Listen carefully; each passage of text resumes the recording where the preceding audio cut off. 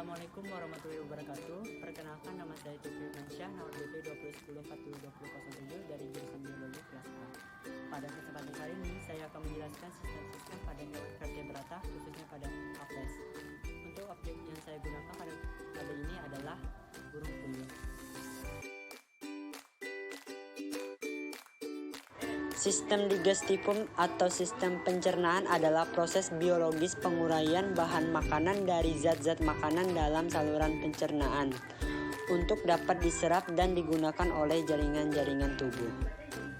Sistem digestifum terdiri dari dua bagian, yaitu stratus digestivus dan glandula digestoria. Sistem digestifum pada bagian stratus digestivus dimulai dari paruh dan berakhir di kloaka.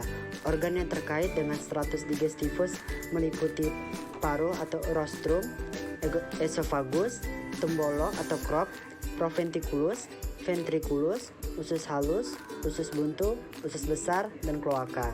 Sedangkan glandula digestoria yang berfungsi pada sistem pencernaan adalah hati atau hepar dan pankreas. Pencernaan pada apes dimulai dari paruh, kemudian diteruskan di mulut. Terdapat kelenjar yang menghasilkan saliva dengan kandungan enzim amilase dalam konsentrasi rendah, sehingga proses pencernaan karbohidrat secara enzimatik di mulut sangat terbatas. Selanjutnya ke saluran esophagus. Esophagus adalah saluran fleksibel yang menghubungkan antara mulut dengan ingluens atau tembolok. Pencernaan makanan selanjutnya menuju tembolok atau ingluvians. Tembolok sebagai penyimpan makanan sementara karena proventriculus dan ventriculus pada burung puyuh tidak memiliki kapasitas penyimpanan yang besar. Ingluvians tidak memiliki peran langsung dalam sistem pencernaan karena tidak mensekresikan enzim maupun penyerapan nutrisi, namun dapat melumat makanan sehingga membantu proses penggilingan dan kerja enzim dalam saluran pencernaan. Pencernaan makanan selanjutnya menuju proventriculus, yang merupakan perut glandular atau glandula stomach. Perbesaran dari bagian belakang esophagus yang menghasilkan lendir untuk membantu proses penyaluran makanan menuju saluran selanjutnya dan menjaga kelembaban makanan. Pada bagian ini tidak terjadi pencernaan secara mekanik, melainkan terjadi secara kimiawi, menghasilkan asehel dan enzim pencernaan yaitu pepsin dan renin. Kemudian masuk ke ventriculus. Ventriculus terdiri dari dua set otot kuat yang berfungsi sebagai gigi. Sering disebut muscular stomach atau lambung otot.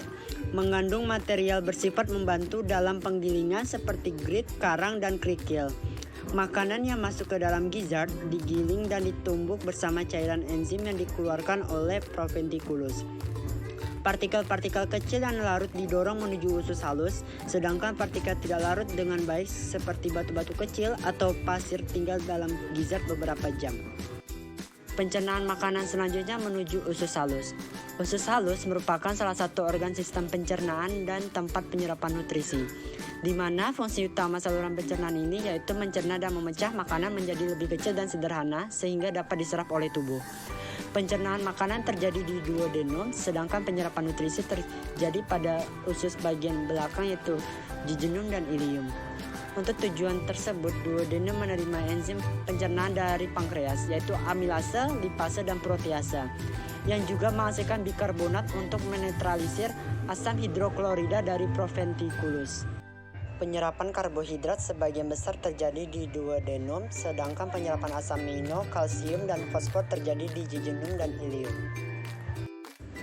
Pada persambungan usus bagian bawah dan rektum terdapat dua percabangan yang buntu sehingga disebut usus buntu atau seka.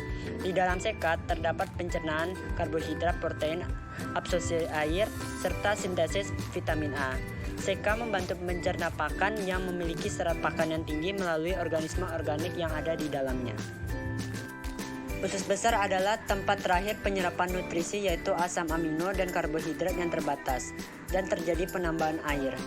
Yang selanjutnya sisa makanan akan menuju ke kloaka. Saluran pencernaan yang terakhir adalah kloaka.